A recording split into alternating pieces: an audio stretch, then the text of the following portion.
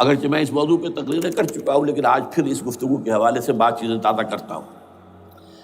اس وقت عالمی سطح پر یہودی جمع عیسائی بریکٹ میں کر لیجیے، اور امریکہ جمع یورپ یہ بریکٹ میں کر لیجیے، ان کا اندر معاملہ کیا ہے؟ اصل جو ہے اس میں پیچھے مائنڈ ہے، ماسٹر مائنڈ، سازشی ذہن، وہ یہود کا ہے۔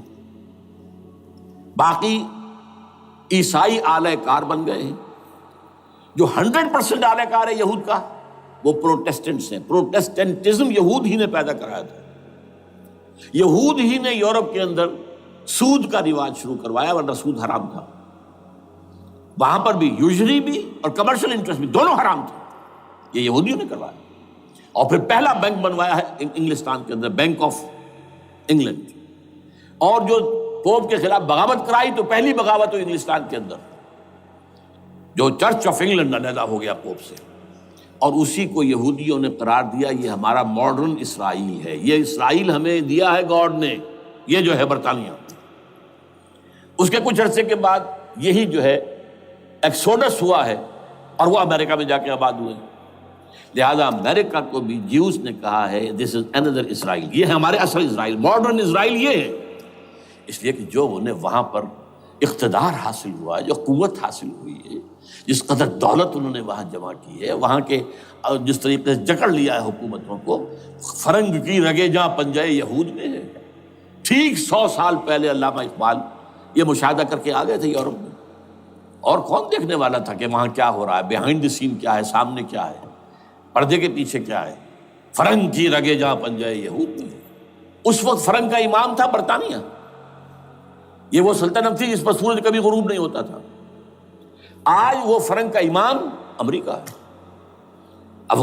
یہ برطانیہ تو اب وہ جو ایک نظم ہے کہ بچپن میں پڑھی تھی، London bridge is going down going down going down, اس کی مثال ہے۔ برطانیہ کی تو کوئی حیثیت ہی نہیں ہے، ورلڈ پاور کی حیثیت نہیں ہے، وہ تو چھوٹا بھائی اس نے بنا رکھا امریکہ نے اپنا، تو اس حیثیت سے جو ہے اس کی کوئی حیثیت ہے، ورنہ کوئی اور حیثیت نہیں۔ بہرحال ان دونوں میں یہ ہے کہ پیچھے ماسٹر مائنڈ، سازشی ذہن، پلاننگ، سکیم ساری یہودیوں کی۔ آلہ کار امریکہ سب سے بڑھ کر، اس کے بعد برطانیہ، اور اس میں اصل پروٹیسٹنٹس، ان میں بیپٹسٹ، ان میں اس سے بھی آگے بڑھ کر ایونجلسٹ، جن کو کہتے ہیں بورن اگین کرسچنس، جن کو کہتے ہیں نیو کنزرویٹو کرسچنس، یہ تمام اصطلاحات آپ اخبارات میں پڑھتے ہوں گے، ان کو گروپ کر لیجیے۔ یہ اصل آلہ کار، ان کو ایک نیا نام دیا گیا ہے کرسچین زائنسٹ۔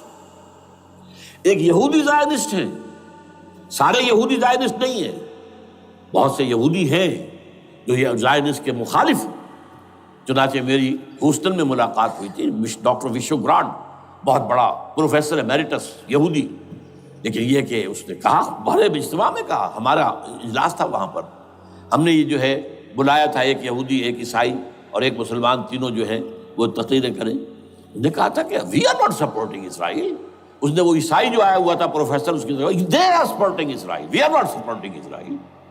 اسی طرح میری جو ہوئی تھی round table conference, round table, اس میں ایک یہودی پروفیسر تھے، وہ ہسٹری کے پروفیسر، میں نام بھول رہا ہوں ان کا، انہوں نے کہا آئی ایم اینٹی زائنزم، میں زائنزم کے خلاف ہوں۔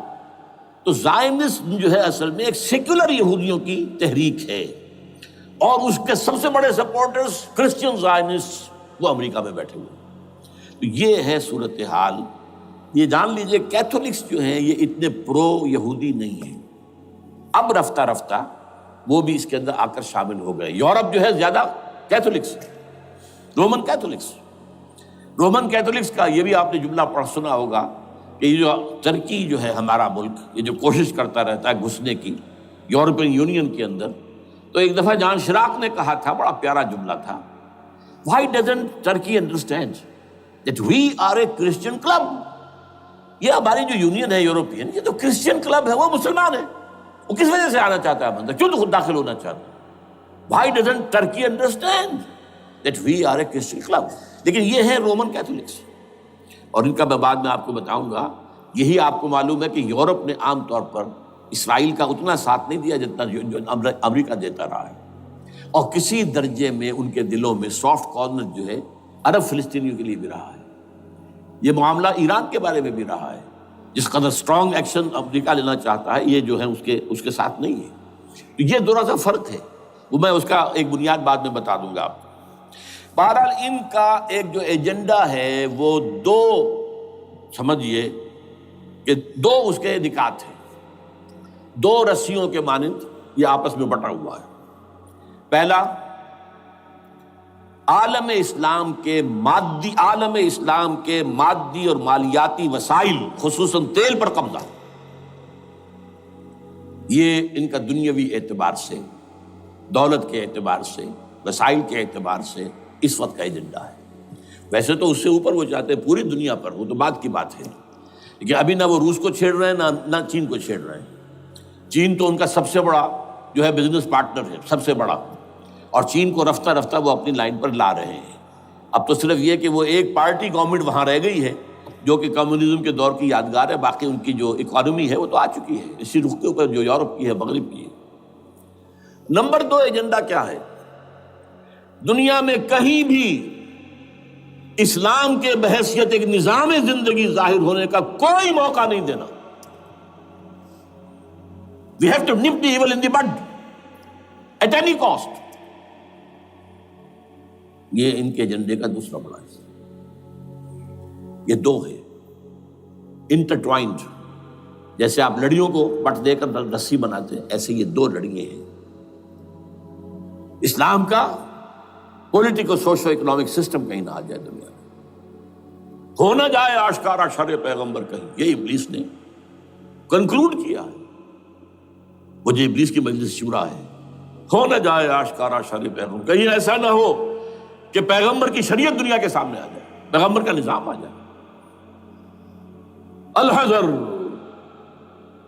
آئین پیغمبر سے 100 بار الحذر، حافظ ناموس زن، مرد آزما مرد آفری، یہ معاشرتی نظام ہو گیا۔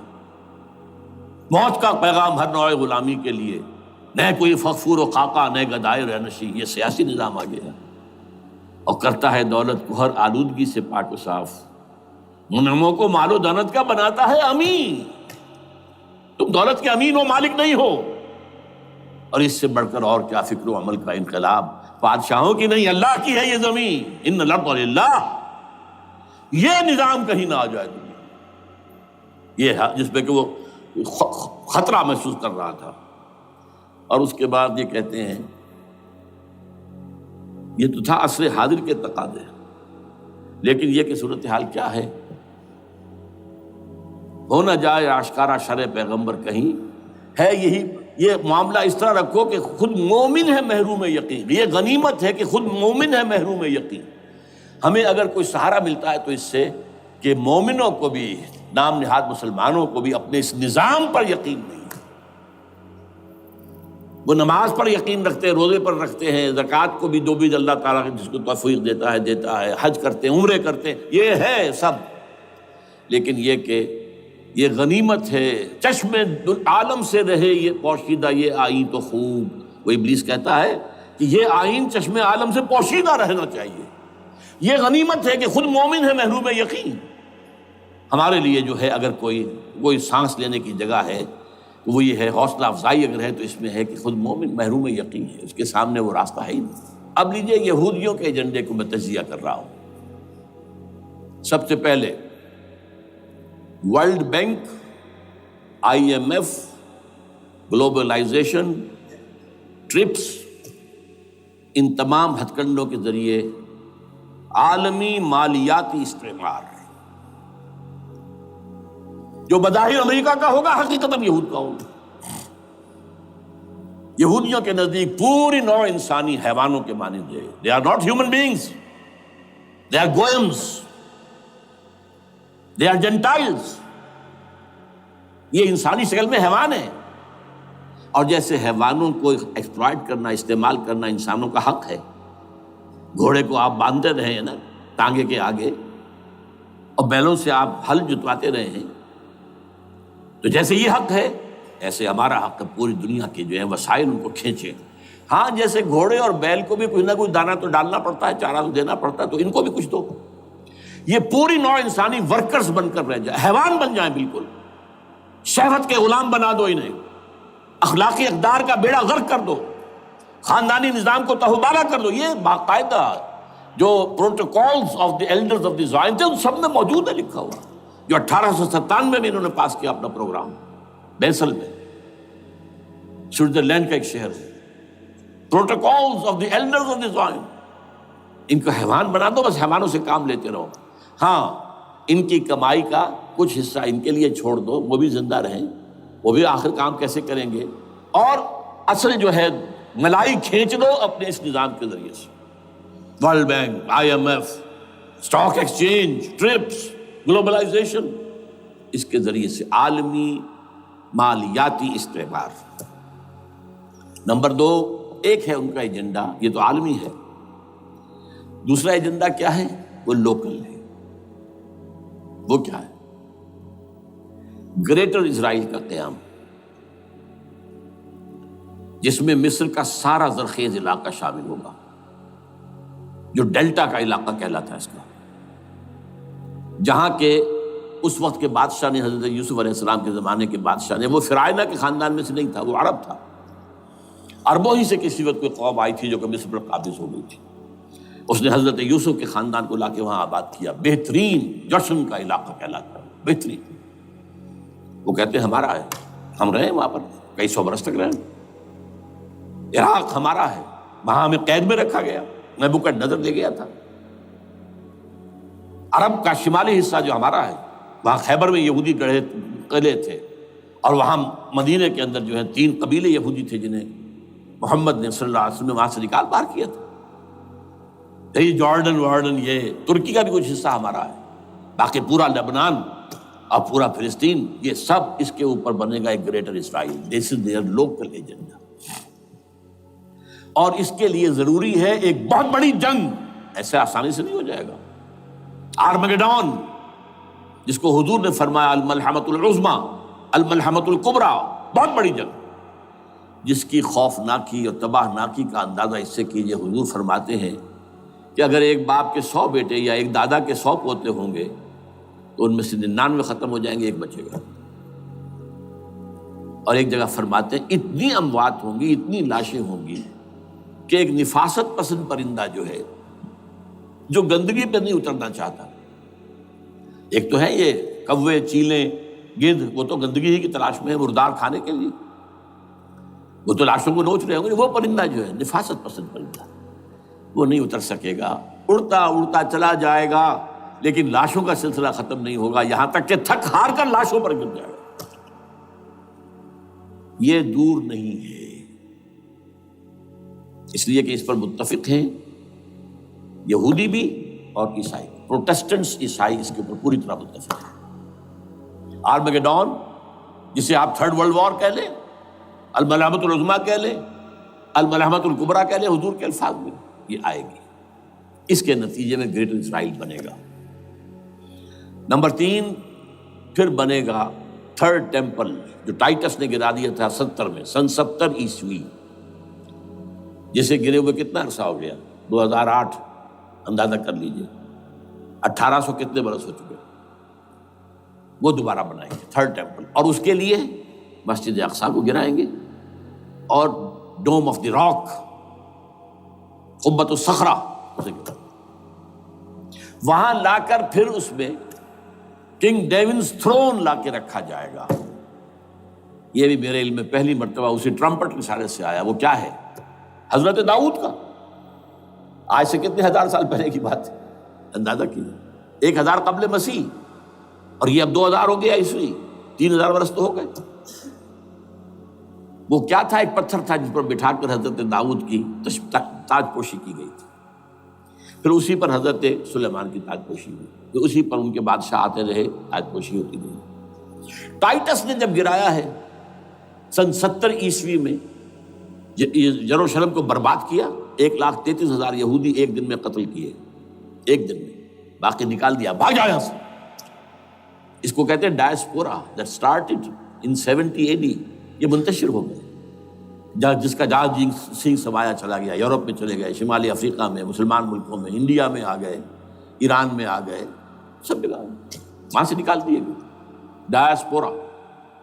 بہرحال وہاں سے وہ ٹائٹس وہ پتھر لے گیا، وہ روم میں لے گیا، روم سے کسی طرح وہ آئرلینڈ پہنچ گیا۔ آئرلینڈ پیور کیتھولک ملک ہے، آپ کو معلوم ہوگا، اور وہاں پر پروٹیسٹنٹس کی اور کیتھولکس کی جنگیں ہوتی رہتی ہیں۔ کبھی بھی شیعہ سنی مسلمانوں کی اس طور سے خانہ جنگی نہیں ہوئی ہے جیسے کہ وہاں ان دو عیسائیوں میں، کیتھولکس اور پروٹیسٹنٹس میں ہوتی ہے۔ وہ رومن کیتھولک ملک ہے بیچ میں۔ وہاں سے وہ انگلینڈ میں آیا، انگلینڈ میں جب آ گیا، بلکہ وہاں سے اسکاٹ لینڈ سے انگلینڈ میں پھر اس کو ایک کرسی کے اندر اس کی سیٹ کی حیثیت سے بنا کر ایک تھرون کی شکل دے دی گئی، اور وہ جو ویسٹ منسٹر ایبے ہے، برطانیہ کے پارلیمنٹ کے ساتھ جو چرچ ہے، ویسٹ منسٹر ایبے، وہاں اس کو لا کے رکھ دیا گیا۔ اس وقت سے برطانیہ کے بادشاہوں اور ملکاؤں کی تاج پوشی وہاں ہوتی ہے۔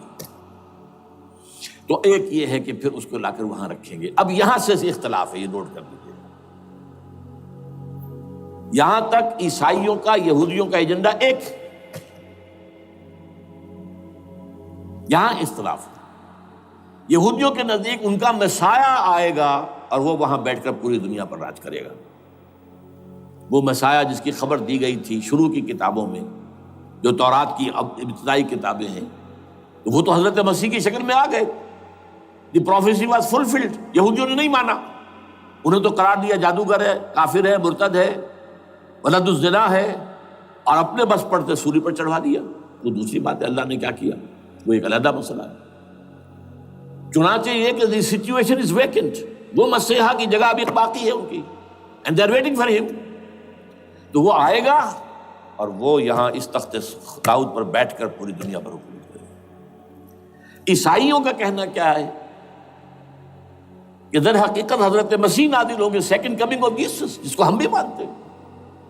اگرچہ ہوگا کیسے، حالات و واقعات کا کیا ہمارے نزدیک رنگ ہے وہ کچھ مختلف ہے، وہ میں اس کو بیان نہیں کر سکتا۔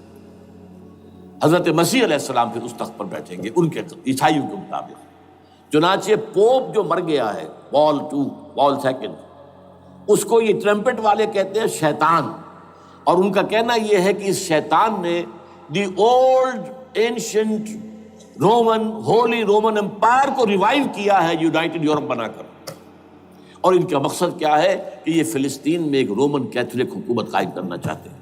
یہودی اپنی حکومت چاہتے ہیں جو ہے، اور وہ اپنی حکومت چاہتے ہیں، یہ ان کا کہنا ہے۔ یہ میں نہیں جانتا کہ اس میں کس حد تک ان میں ایک دوسرے پر الزام درست ہے، لیکن جیسے کہ آپ کو معلوم ہے کہ انڈونیشیا کے اندر بھی ہوا تھا، ایک جزیرے کو تقسیم کر دیا، ایک حصہ جو ہے اس کا وہ رومن کیتھولک ریاست بن گیا ہے۔ شاید نائجیریا میں بھی اس طرح کا معاملہ ہوا ہے، کچھ تھوڑے علاقے کے اندر وغیرہ وغیرہ۔ تو یہ ہے، لیکن بہرحال یہ ان کا۔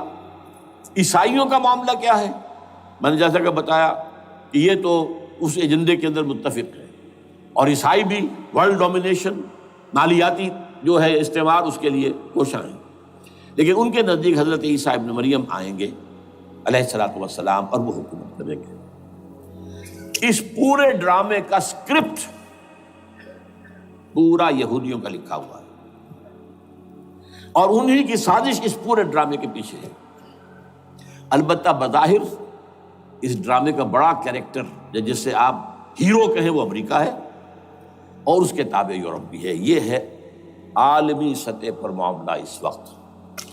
ویسے میری 2 کتابیں جو ہے اس پر کتابچے ہیں، 4 سال پہلے میں نے اسی مقام پر 2 تقریریں کی تھی۔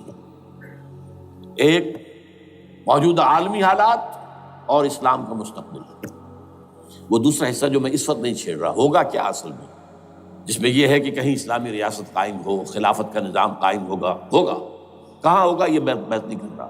حضرت مہدی کا ظہور ہوگا، وہ آئیں گے عرب کے اندر۔ پھر یہ ہے کہ وہ جو گریٹر اسرائیل کے خلاف جہاد ہوگا، اور اللہ کرے گا کہ رفتہ رفتہ یہ ممالک جو ان سے لے لیے جائیں گے، یہاں تک کہ بالآخر ایک یہودی اعلان کر دے گا میں ہوں مسیح، جس کو کہ عیسائی بھی کہتے ہیں اینٹی کرائسٹ، اور یہ کہتے ہیں یہ بیپٹسٹ بھی کہ اینٹی کرائسٹ جو ہے وہ یہودی ہوگا، جبکہ کچھ عرصے پہلے بہت بڑا پروپیگنڈا ہوا تھا کہ اینٹی کرائسٹ جو ہے، دجال جو ہے وہ تو مسلمان ہوگا نہیں، لیکن وہ کہتے ہیں کہ ہوگا یہودی ہوگا، اور پھر اس یہودی کو قتل کریں گے حضرت مسیح، دی ریئل مسیح، اصل مسیح جو اٹھا لیے گئے درمیان میں، وہ آئیں گے اور ان کے ہاتھوں دجال بھی قتل ہوگا، اور پھر مسلمانوں کے ہاتھوں ایک ایک یہودی ختم ہوگا، پھر ایک عالمی اسلامی ریاست قائم ہوگی حضرت مسیح کے ہاتھوں، اور وہاں پر حضرت مسیح ایک حدیث میں آتا ہے 40 برس تک پوری دنیا پر حکومت کرے گی۔ بہرحال یہ دوسرا پکچر ہے جو ہمارے سامنے، میں اس وقت کی تفصیل میں نہیں جا رہا، جو ان کے سامنے پکچر ہے وہ میں نے آپ کو بیان کر دیا۔ اب اس میں تجزیہ کیجئے افغانستان پر حملے کا اصل سبب، جو میں نے دو بتایا نا، دو لڑیاں ہیں ان کے ایجنڈے کی، ایک اسلام کہیں ظاہر نہ ہو جائے، اسلام کا نظام ظاہر نہ ہو جائے، اور ایک مسلمانوں کے مالیاتی خاص طور پر تیل کے وسائل پر قبضہ۔ اب افغانستان میں کیا ہوا ہے، یہ سارا معاملہ تھا اسلام کا راستہ روکنے کے لیے، کہ یہاں تو اسلام ایک شکل دکھا رہا ہے اپنی، اور اگر انہیں موقع مل گیا تو یہ تو ایک ایسی ویلفیئر اسٹیٹ قائم کر دیں گے، زکوٰۃ کا نظام قائم ہو جائے گا تو اعلیٰ ترین ویلفیئر اسٹیٹ قائم ہو جائے گی، اور اگر یہاں پر جو ہے یہ ساری سزائیں نافذ ہو گئی، معاشرہ کرائم فری ہو جائے گا، لوگوں میں محبت ہوگی، مساوات ہوگی، اور یہ کہ عام لوگوں کے لیے ویلفیئر ہوگا، اور یہ سامنے نظام آ گیا تو پھر ہمارا یہ نظام کیپٹلزم یہ کہاں رہے گا، اس کو تو منہ چھپانے کی جگہ نہیں ملے گی۔ لہذا افغانستان پر حملے کا اصل موٹیو یہ ہے۔ البتہ یہ ساتھ ہی یہ بھی تھا کہ افغانستان کے راستے سے سینٹرل ایشین سٹیٹس جو ہیں ان سے پائپ لائنیں لا کر، اور وہ پھر کہیں گوادر کے آس پاس سمندر تک لائے جائے، تاکہ ہم وہاں کے جو ہے ڈرین کر سکیں جو تیل اور گیس کے ذخائر ہیں سینٹرل ایشین سٹیٹس کے اندر جو مسلمان سٹیٹس ہیں، تو اس کے لیے راستہ جو ہے وہ لینا چاہتے تھے افغانستان سے۔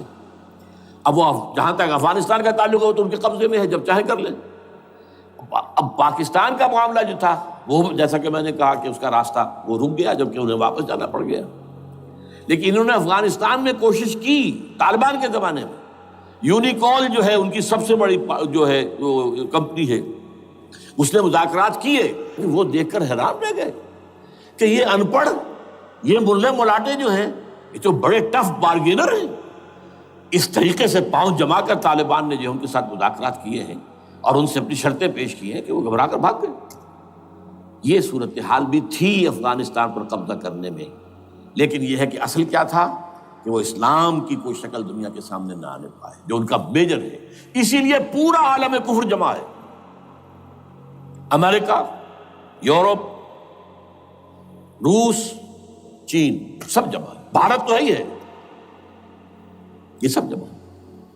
آپ نے یاد ہو گیا جب لال مسجد کا حادثہ ہوا ہے اور ہمارا یہ بدبخت اور بدمعاش انسان، اس نے صرف خود جان بوجھ کر اسے بڑھایا، ایک پھنسی کو پھوڑا بنایا، اس میں پھر شگاف دیا اور شاباش لی ہے۔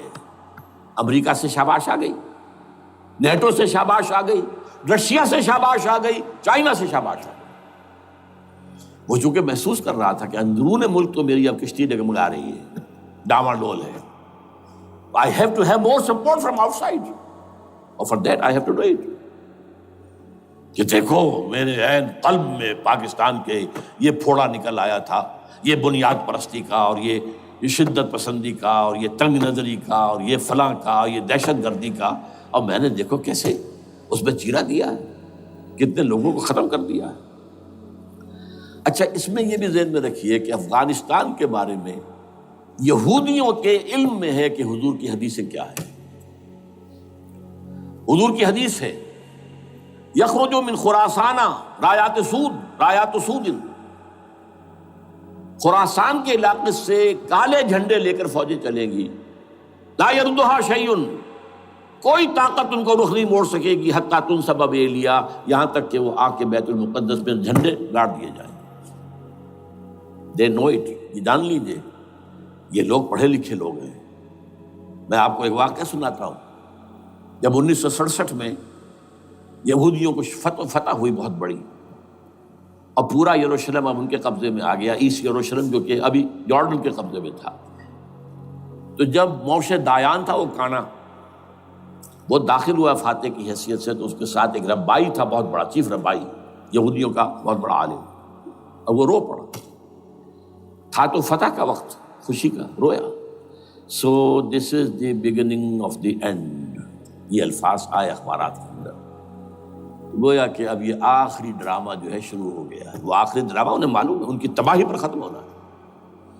اس میں حضرت مسیح کے نزول کے بعد یہ ٹرمپٹ والا بھی لکھتا ہے کہ 80% یہودی قتل ہو جائیں گے، اور میں سمجھتا ہوں کہ 20% اگر صحیح ہے اس کی بات تو وہ ہوں گے جو اب حضرت مسیح پر ایمان لے آئیں گے. باقی 80% اپنے اس کفر پر اڑے رہیں گے اور قتل ہوں گے. اسی طرح حضور کی ایک حدیث ہے کہ جب یہودیوں کا قتل عام ہو رہا ہوگا، اگر مسلمان قتل کریں گے تو اگر کسی درخت کے پیچھے یہودی چھپا ہوگا تو درخت پکارے گا، اے مسلمان، یہاں عبداللہ آؤ ادھر، یہ میرے پیچھے یہودی چھپا ہوا، قتل کرو اسے. کسی پتھر کے پیچھے چھپے گا تو پتھر بولے گا سوائے ایک درخت غرقد کے، کہ غرقد یہودیوں کے درخت ہے، وہ پناہ دے گا. اور آج اسرائیل میں سب سے بڑی پلانٹیشن غرقد کی ہے. They know it.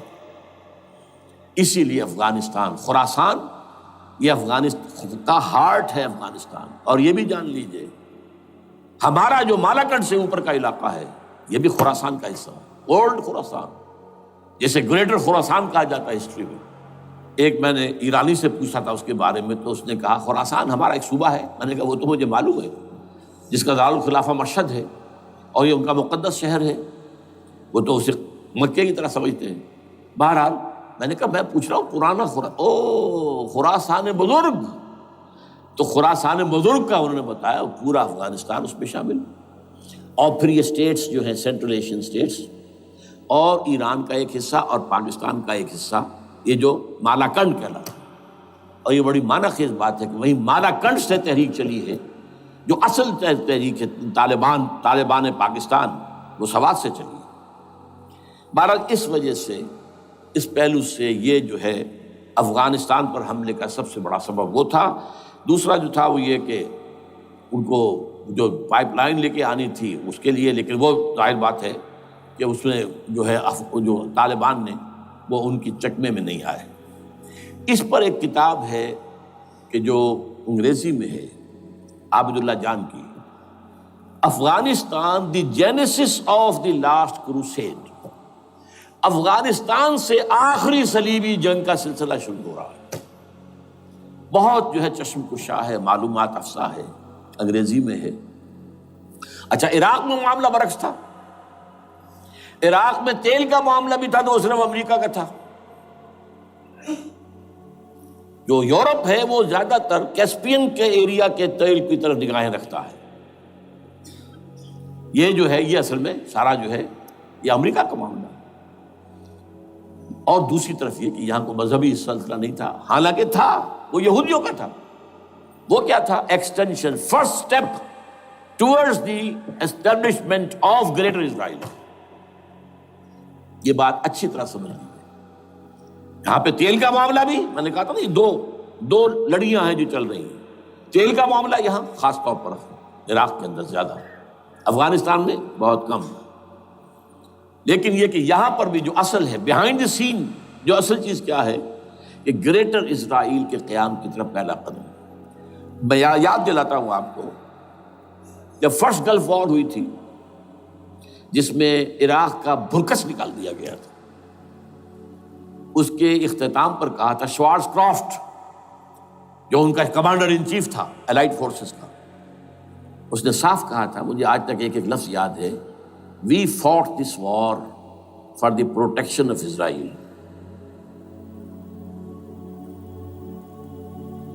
اور اب جو ابھی ہوا معاملہ، جب صدام گرا ہے، اس کا مجسمہ بھی گرا ہے، تو اس کے بعد وہ شخص، وہ بدبخت، وہ خبیث جو ابھی پڑا ہوا کومے میں، شیرون نے کہا تھا ان قریب عراق پر ہماری حکومت ہوگی. اور اس سے پہلے تو ہم صرف عراق میں سے یوفریٹس تک کا علاقہ مانگتے تھے، دریائے فرات تک کا. اب ہمارا مطالبہ یہ ہے کہ ہم تو در حقیقت دجلہ تک جائیں گے، دجلہ، تاکہ پورا کا پورا جو فرٹائل دو آبا ہے دجلہ اور فرات کے درمیان کا بہترین علاقہ، وہ سارا ہمارے پاس. اس سے آپ اندازہ کر لیجیے کہ یہ دونوں چیزیں جو ہیں دونوں جگہ موجود ہیں. وہاں مذہبی زیادہ ہے افغانستان کا، لہذا یہاں بہت بڑی جو ہے کولیشن بن گئی. عراق میں تو وہ کولیشن نہیں بن سکی. یورپ بھی ساتھ نہیں آیا، امریکہ had to go it alone, اسے کرنا پڑا ہے. زیادہ سے زیادہ کوئی ٹوکن آسٹریلیا کا کوئی ٹوکن معاملہ جو ہے وہ برطانیہ کا کچھ شاید ٹوکن ٹائپ جو ہے وہی یہ کامن ویلتھ پرانی جو ہے چلی آ رہی ہے، اس میں شاید کینیڈا کا، باقی تو کوئی نہیں۔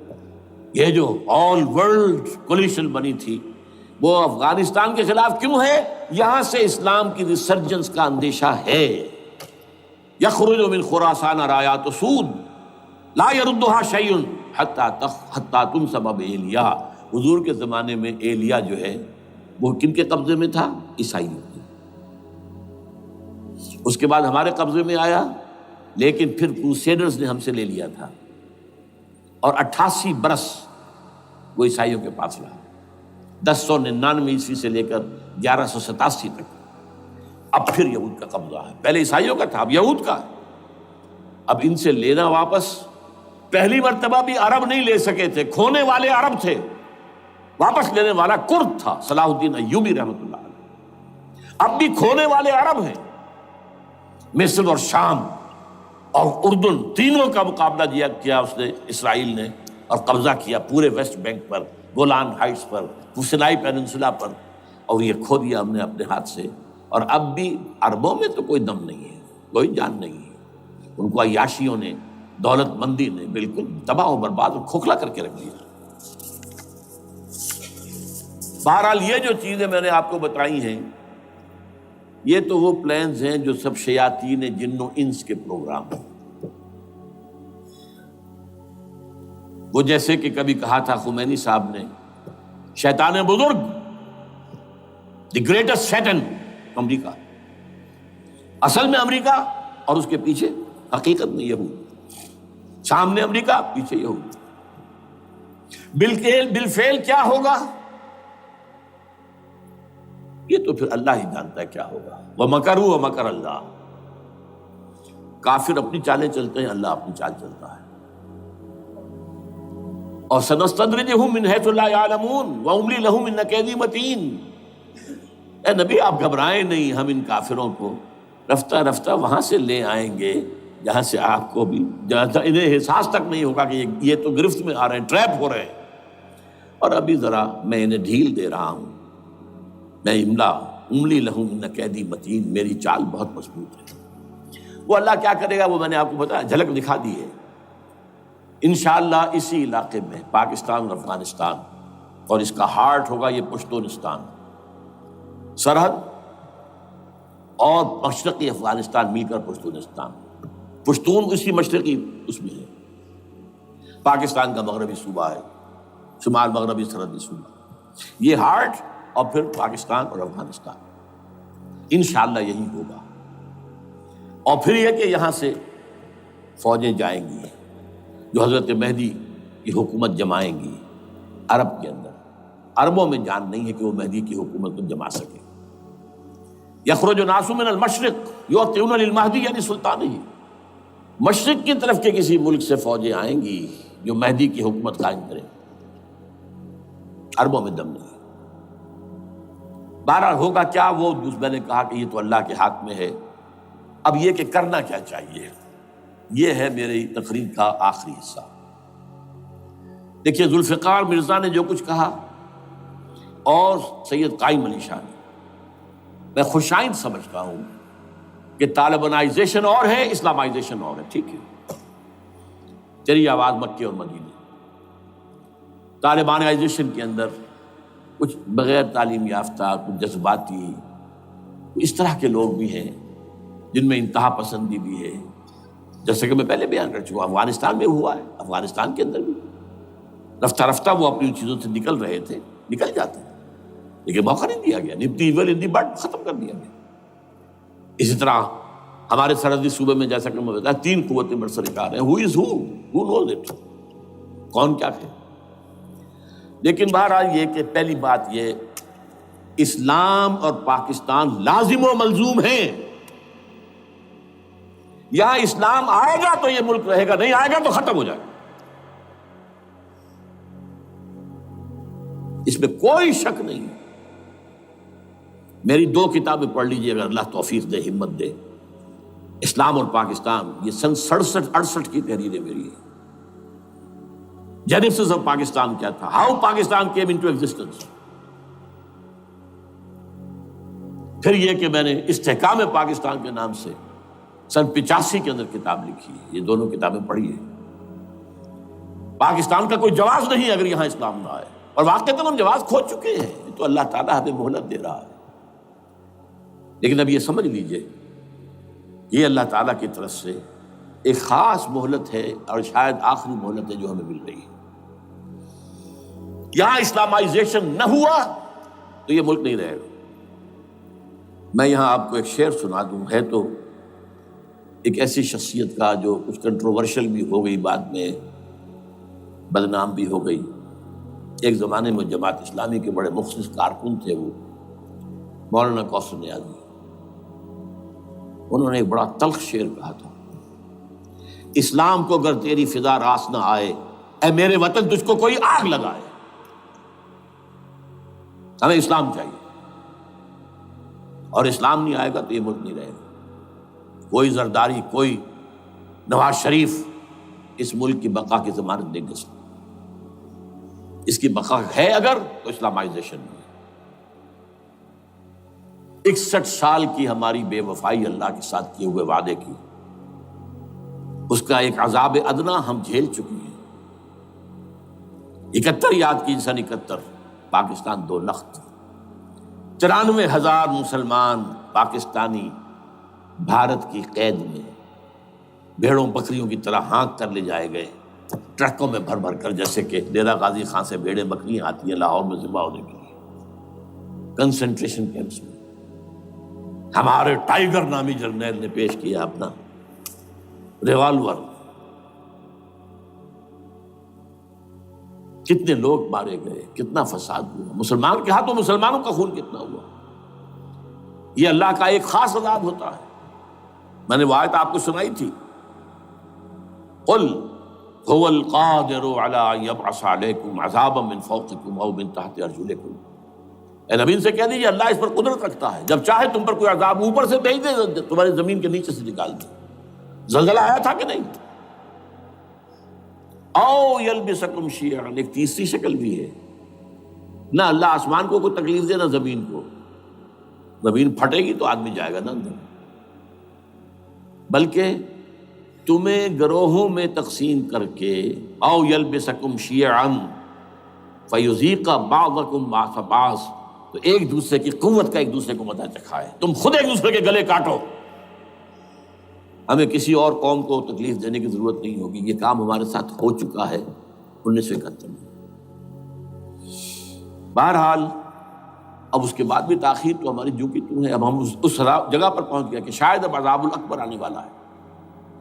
وہ آیت بھی میں نے شروع میں پڑھی تھی، وَلَنُذِيقَنَّهُم مِّنَ الْعَذَابِ الْأَدْنَىٰ دُونَ الْعَذَابِ الْأَكْبَرِ لَعَلَّهُمْ يَرْجِعُونَ۔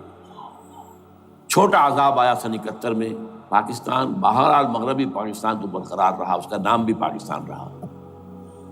اب شاید بڑا عذاب آ رہا ہو، بلکنائزیشن جس کے نقشے جو ہیں دنیا میں شائع کیے جا چکے ہیں۔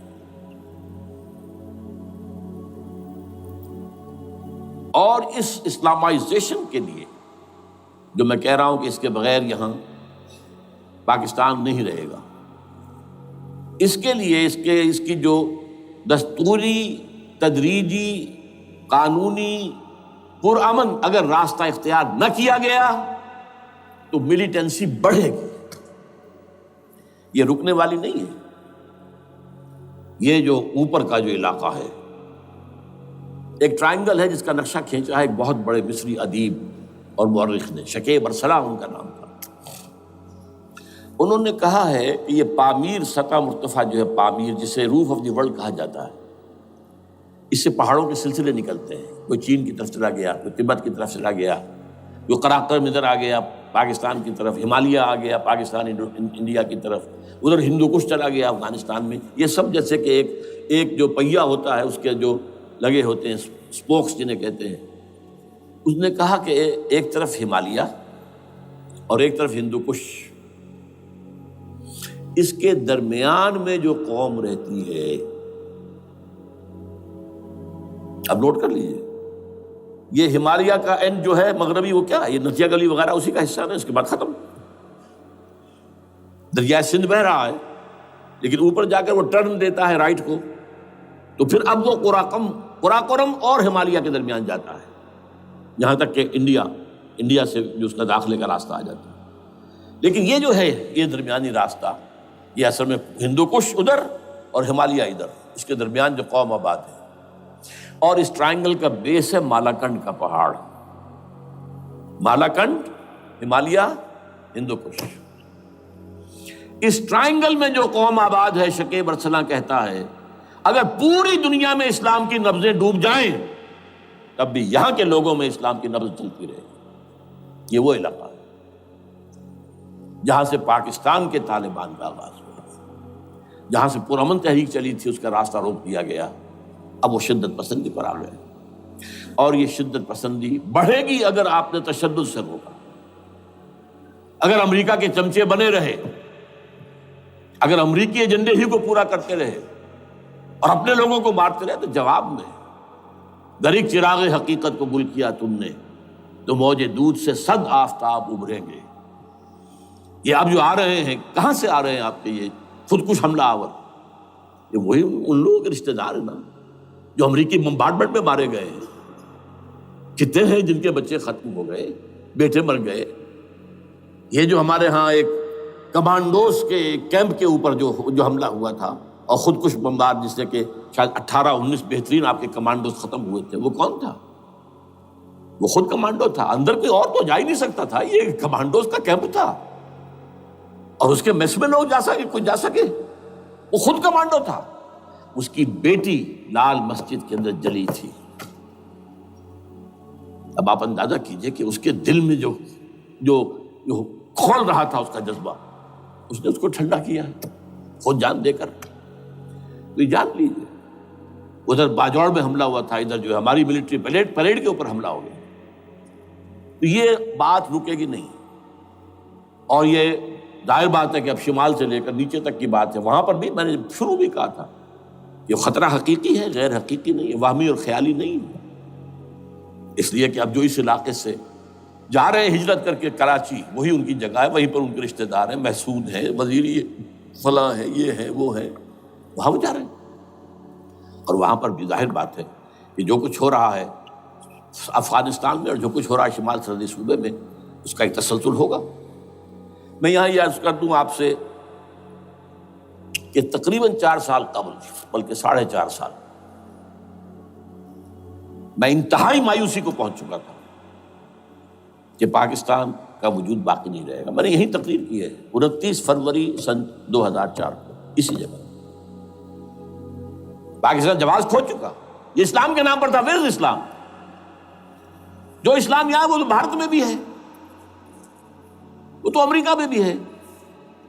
وہ کہاں ہے اسلام کا سیاسی نظام، اسلام کا تعزیراتی نظام، اسلام کا کرمنل لا، اسلام کا سول لا، اسلام کے فیملی لاز کہاں بنائے تھے اس شخص نے جو فیلڈ مارشل بنا تھا، خود ساختہ، جو اس نے قوانین بنائے تھے؟ تمام علماء نے کہا تھا، تمام مکتبہ فکر کہ غلط ہے، تحریک کوئی نہیں اٹھائی، یہ ان کی غلطی تھی، کوتاہی تھی۔ جمہوریت کی تحریک میں شامل ہو گئے، اس پر کوئی تحریک نہیں چلائی۔ بہرحال وہ نظام کہاں ہے؟ وہ نظام تو قائم نہیں کیا۔ اس حوالے سے یہ اپنا جواز کھو چکا ہے۔ There's no rationale، raison d'être جسے کہتے ہیں فرینچ کے اندر، raison d'être کسی چیز کی ریزن، rationale آف ایگزسٹنس نہیں۔ اس کے بعد یہ ہے کہ پچھلے سال سے کچھ مایوسی میں کمی ہوئی۔ Number 1، chief justice of Pakistan Iftikhar Muhammad Chaudhry کے اندر ہمت اللہ نے دی، وہ کھڑا ہو گیا۔ جرنیلوں کے جم گھٹے کے اندر ایک سویلین آدمی جو ہے جس درجے کا مرغوب ہو سکتا ہے، آپ اس کا اندازہ کر لیجیے۔ اور اس کے بعد اسپونٹینیس موومنٹ وہ کلا ہے، انہومی شے، سوچ نہیں سکتے ہم۔ یہ موومنٹ جو ہے یہ کوئی اسٹریٹ ارچنز کی چلائی ہوئی نہیں ہے، یہ ہمارے ہاں کے گاموں ماجوں کی نہیں ہے، بلکہ یہ تو پڑھے لکھے لوگ، وکیل، کالے کوٹ، کالی ٹائیاں، پینٹ، یہ جو سختیاں جھیلی ہیں انہوں نے، ابھی تک وہ تحریک چل رہی ہے۔ اگر سے ظاہر بات ہے وقت گزرنے کے ساتھ ساتھ اس کی وہ تیزی اور تندی میں تو کمی آئی، اور حکومت کو موقع ملا ان کے اندر کوئی رفت پیدا کرنے کا بھی۔ لیکن بہرحال ان دونوں چیزوں سے میری مایوسی میں قدرے کمی ہوئی۔ اب دوسری بات وہ تھی 18 فروری کے الیکشن کا پرامن طور پر منعقد ہو جانا۔ میں یہ سمجھتا تھا کہ جو اس کے اندر دخل اندازی ہے، رگنگ ہو گئی ہوگی، کیسے ممکن ہے پاکستان میں الیکشن ہو اور رگنگ نہ ہو؟ پھر تحریک چلے ہی چلے، کیونکہ تحریک تو چل رہی ہے پہلے سے، صرف اس کے اوپر تیل اور ڈالنا ہے نا،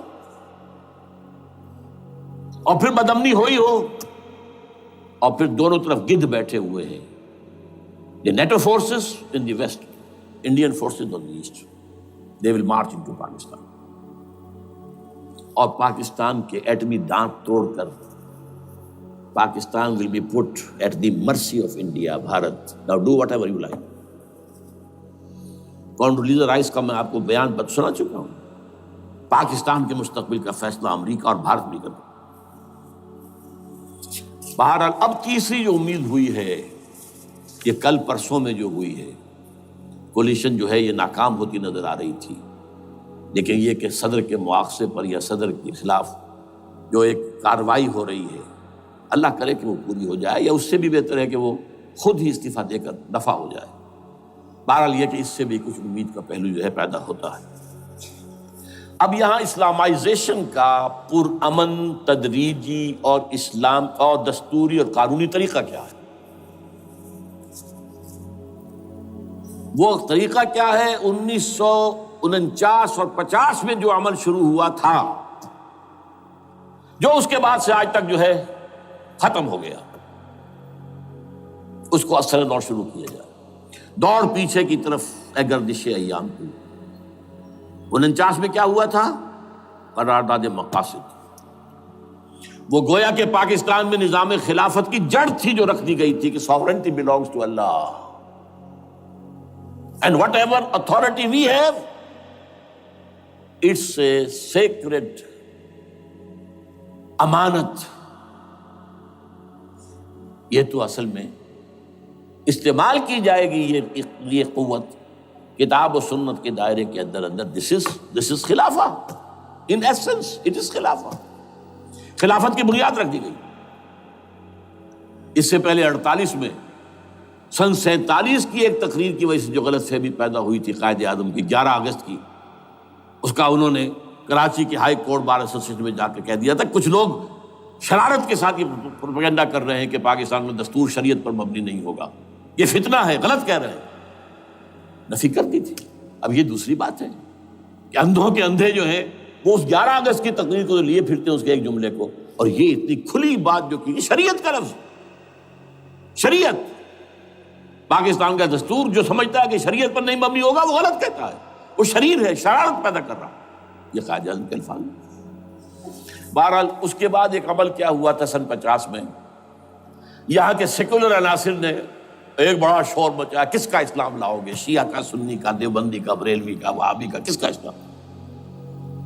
اللہ تعالیٰ غریق رحمت کرے ان بزرگوں کو، پاکستان کے تمام مذہبی مکاتب فکر کی ٹاپ کی قیادت جمع ہو گئی کراچی میں، شیعہ بھی، اہل حدیث بھی، بریلوی بھی، دیوبندی بھی، 31 علماء، جماعت اسلامی بھی، مولانا مودودی بھی اس میں تھے۔ انہوں نے 22 پرنسپلز ایگریڈ اپون، دستور بنانے کے لیے 22 پرنسپلز ہیں، حاضر ہیں، بناؤ دستور۔ اب کوئی دلیل نہیں رہی، کوئی عذر نہیں رہا، تمام مکاتب فکر کے لوگ جمع۔ بعد میں ہوا کیا ہے، اس میں کس کا کتنا رول ہے، یہ بڑی درد بھری داستان ہے، میں اس وجہ کو چھیڑنا نہیں چاہتا۔ حاصل کیا ہے، وہاں سے ہمارا پروسیس ڈیریل ہوا، کچھ اپنوں کے کیے، کچھ بیرونی دباؤ کے تحت۔ قرارداد مقاصد کی سزا دی گئی لیاقت علی خان کو، تم نے پاس کرائی ہے، اسے ایسے قتل کیا گیا کہ سراغ تک نہیں ملا کہ کس نے قتل کیا۔ یہ ایسے تو نہیں ہوتا، اس میں پیچھے بڑے بڑے کریکٹرز، بڑے بڑے کردار۔ اب اس کے بعد وہ عمل کیسے شروع ہو؟ ضیاء الحق نے جو ایک ادارہ قائم کیا تھا فیڈرل شریعت کورٹ، اصولی اعتبار سے بہترین قدم تھا۔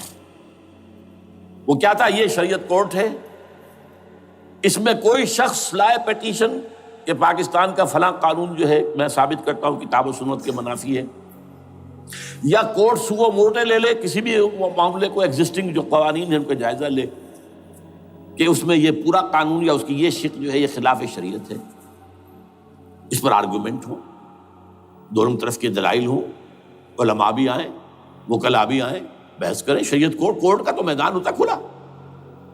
بالآخر اگر کورٹ فیصلہ دے دے کہ ہاں یہ ایگزسٹنگ قانون یا جو قانون قابل زیر غور ہے بننے جا رہا ہے یہ خلاف شریعت ہے یا جزوً شریعت کے خلاف ہے، تو وہ اسے کینسل کر دے گا اور کہہ دے گی کورٹ کہ اگر یہ مرکزی معاملہ ہے تو مرکزی حکومت، صوبائی معاملہ تو صوبائی حکومت، اتنی مدت میں 3 4 6 مہینے کے اندر اندر اس کی آلٹرنیٹ لیجسلیشن کر لے، جیسے ہی مہلت ختم ہوگی یہ قانون ڈیفنکٹ ہو جائے گا۔ اصولی اعتبار سے اس سے زیادہ صحیح اسکیم کوئی نہیں سوچ سکتا، آج بھی میں قائل ہوں، لیکن یہ بدبختی تھی اس شخص کی، ضیاء الحق کی، اس کو بالکل غیر مؤثر کر دیا، 2 ہتھکڑیاں پہنا دی، 2 بیڑیاں پہنا دی۔ کانسٹیٹیوشن آف پاکستان آپ کے دائرے کار سے خارج ہے، یہ سیکریٹ کاؤ ہے، ہاتھ نہ لگانا۔ جو جوڈیشل پروسیجرل لاز ہیں، ضابطہ دیوانی، ضابطہ فوجداری، یہ بھی تمہارے دائرے سے خارج ہے۔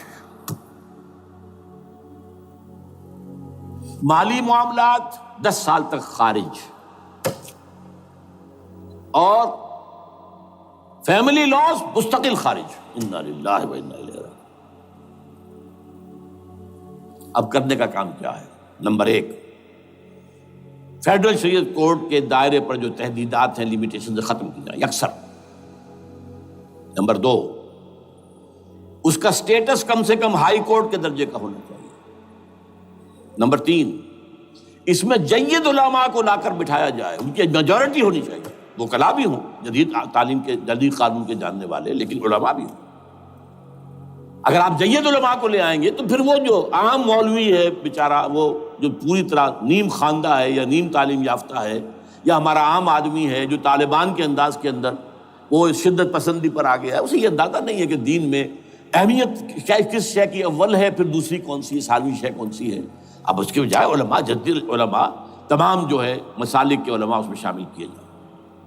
اس کے فیصلوں پر نظر ثانی کا کھلا موقع ہونا چاہیے، ایک دفعہ عدالت فیصلہ کر دے، نظر ثانی کا موقع ہونا چاہیے، اور کسی شہری کی طرف سے پیٹیشن آئے یا سو موٹو، وہ جائزہ لے اور ایک ایک کر کے قوانین جو ہے غلط ختم، ان کی جگہ پر لیجسلیشن پارلیمنٹ ہی کرے گی یا صوبائی اسمبلی کرے گی۔ کورٹ کا کام لیجسلیشن نہیں ہے، وہ یہ کہہ سکتا ہے کہ یہ بھائی یہ معاملہ جو ہے شریعت سے تجاوز کر گیا ہے، یا فلاں جو قانون تم بنانے چلے اس کی یہ شق جو ہے شریعت کے خلاف ہے، بس فیصلہ یہ دے گی۔ ظاہر بات ہے لیجسلیشن اس کا کام نہیں، لیجسلیشن جو کرے گی آپ کی نیشنل اسمبلی کرے گی، آپ کی صوبائی اسمبلی کرے گی، لیکن وہ اس کا متبادل قانون لے آئیں اور پہلا قانون ختم ہو جائے گا۔ اچھا، اس عرصے کے دوران جو کونسل آف اسلامک آئیڈیالوجی پر ارب روپیہ خرچ ہوا ہے، اس کی رپورٹوں کے انبار لگ گئے ہیں، کسی ایک سفارش کو بھی آج تک پارلیمنٹ میں پیش نہیں کیا گیا، اور اس میں جید علماء رہے ہیں اور تمام مکاتب فکر کے علماء رہے ہیں۔ ان کی رپورٹوں کو رفتہ رفتہ پارلیمنٹ کے سامنے لایا جائے اور ان کے ذریعے سے نئی قانون سازی کی جائے۔ اگر آپ یہ قانونی دستوری راستہ کھول دیں گے اور تجدیداً اس طریقے سے Islamization of laws of Pakistan ہو جائے، تو ظاہر بات ہے کہ پھر جو دہشت گرد ہیں، دہشت پسند ہیں، جن کو آپ خطرہ کہہ رہے ہیں، خطرہ، طالبان آنند، طالبان آ گئے، طالبان آ رہے ہیں، اب ڈرو اور بچو اور مقابلے کی تیاری کرو اور اسلحہ تیار کرو، اگر یہ کام کریں گے تو پھر ظاہر بات ہے کہ وہ تو فساد ہوگا، اور فساد کا نتیجہ کیا نکلے وہ اللہ ہی بہتر جانتا ہے۔ لیکن یہ پروسیس جو میں نے بیان کیا ہے، اگر اس پر عمل ہو جائے تو یہ وہ پروسیس ہے جسے جنرل حمید گل نے کہا تھا کہ اگر ایسا ہو جائے تو یہ سافٹ ریولوشن ہوگا، بغیر تشدد کے، بغیر کسی اور کے۔ اگر نیت ٹھیک ہے اور اگر یہ واقعی جیسے قائم علی شاہ نے سمجھ لیا ہے اور جیسے کہ ذوالفقار مرزا نے سمجھ لیا ہے، اسلامائزیشن، اگر اس کو سب سمجھ لے، زرداری بھی سمجھ لے اور نواز شریف بھی سمجھ لے اور سب سمجھ لے، تو ظاہر بات ہے کہ پھر کسی توڑ پھوڑ کے بغیر، کسی اور بدامنی کے بغیر، کسی تشدد کے بغیر اسلامائزیشن یہاں ہو جائے تو سب کے دل خوش ہو جائیں گے، اور یہ سارا جو بھی تشدد ہے، یہ دہشت گردی ہے، اس کے راستے بند ہو جائیں گے۔ اگر ایسا نہیں کرتے تو غیر تعلیم یافتہ یا نیم تعلیم یافتہ، جن کو کوئی پورا تصور نہیں ہے، نہ دنیا کے حالات کا علم ہے، نہ شریعت کے جو اصل مصادر اور منابع ہیں، اصل سورسز، ان تک رسائی ہے، بس کچھ چیزیں سن رکھی ہیں۔ یہ تو معلوم ہے انہیں کہ داڑھی رکھنی ہے، سنت ہے، لیکن یہ کہ یہ فرض تو نہیں ہے بھائی، پھر اس کی کوئی خاص مقدار تو معین نہیں ہے، یہ تو نہیں جانتے۔ ویڈیوز ہیں، آڈیوز ہیں، ان میں گانے ہیں، اس میں آپ کو معلوم ہے کہ عریانیت ہے، جو بھی ویڈیوز ہیں، اور وہ تو ان کو جلائیں گے ان کی دکانوں میں۔ آپ تعلیم دے رہے ہیں لڑکیوں کو، وہ جانتے ہیں جو تعلیم آپ دینا چاہتے ہیں، آپ تو ڈانس کی تعلیم کو بھی وہاں پر نافذ کر رہے ہیں، آپ نے تو تعلیم کا شعبہ ہی دے دیا اسماعیلیوں کے ہاتھ میں، لہذا ان کا تو رد عمل ہوگا، ہوئے۔ اس کا راستہ اگر روکنا ہے تو اس پروسیس سے جو میں نے بیان کر دیا ہے، جس کو میں بیان کر رہا ہوں نہ معلوم کب سے۔ نواز شریف صاحب، ان کے والد میاں محمد شریف صاحب مرحوم، اور شہباز شریف صاحب اور عباس شریف صاحب چاروں میرے پاس آئے تھے، 2 دفعہ آئے تھے، اور میں نے یہ ترمیمی بل پیش کیا تھا جس کے آئٹم میں نے آپ کو گنوا دیے۔ بہرحال نہیں کیا کچھ انہوں نے، لیکن یہ کہ اگر یہ نہیں کریں گے تو یہ کہ دوسری طرف یہ سمجھ لیجئے اس وقت پاکستان کے دینی مدرسوں میں شدید تحریک چل رہی ہے۔ لال مسجد یہ ایک سمبل بن چکا ہے، یہ ایک علامت ہے، اور یہ ملیٹنسی کی طرف بہت بڑی تعداد میں، خاص طور پر جو طالب علم ہیں عربی مدارس کے، طالبان کی سورس یہی تو ہے نا، یہی تھے جن سے کہ افغانستان میں طالبان ابھرے تھے اور یہیں سے پاکستان کو ابھر رہے ہیں۔ ان کے اندر شدید لہر ہے، اور کوئی بہت بڑا فساد ہو گیا اگر خدا نہ خواستہ تو that will be the end of Pakistan. اس سے بچنا ہے تو وہ راستہ اختیار کریں جو میں نے بیان کر دیا ہے، جو میں سال سے بیان کر رہا ہوں۔ دستور کا ترمیمی بل بنا کر دیا ہے، اسے عام بھی کیا ہے۔ البتہ اس عرصے میں ظاہر بات ہے کہ ہم کیا کریں گے، ہمارا کوئی پروگرام کسی ملیٹنسی کے طرف جانے کا نہیں ہے، ہم اسے مفید نہیں سمجھتے بلکہ مضر سمجھتے، یہ کاؤنٹر پروڈکٹیو ہے۔ ہمارے سامنے پروگرام کیا ہے؟ 3 نکاتی پروگرام، بڑے پیمانے پر دعوت ایمان بذریعہ قرآن، نمبر 1۔ میری تمام سرگزشت کھوئے ہوئوں کو جستجو، میری سرگزشت جو ہے 50 سال سے اسی میں ہے، قرآن کا پڑھنا، پڑھانا، سیکھنا، سکھانا، عام کرنا، اور الحمدللہ ایک بڑی ٹیم تیار کر دی ہے میں نے اللہ کے فضل سے، جو یہ کام کر رہی ہے۔ دعوت ایمان بذریعہ قرآن، اور جو ایمان واقعتاً لے آئیں، جس کا ثبوت ہوگا شریعت پر عمل، جس چیز پر عمل کیا جا سکتا اور نہیں کرتے تو آپ مجرم۔ ہاں ظاہر بات ہے، اس سے ایک حصہ ایسا ہے جس پر آپ عمل نہیں کر سکتے جب تک کہ نظام نہ بدل جائے۔ چور کا ہاتھ میں نہیں کاٹ سکتا، آپ نہیں کاٹ سکتے، لیکن جتنے پر عمل ممکن ہے اس پر عمل۔ ایسے لوگوں کو آرگنائز کیا جائے، بیعت کا نظام، مسنون نظام، قرآن میں معصور، مسنون، منصوص، یہ سارا نظام اس کی بنیاد۔ ایک آدمی کا، وہ آدمی کہے کہ بڑھو تو بڑھو، وہ کہے کہ رک جاؤ تو رک جاؤ۔ نمبر 3، ان لوگوں کا تزکیہ، اور میں بتا چکا ہوں تزکیہ اور تربیت۔ تزکیہ کس بات کی؟ کوئی امنگ، کوئی ولولہ، کوئی مقصد، کوئی تمنا دل میں نہ رہے سوائے اللہ کی رضا کے۔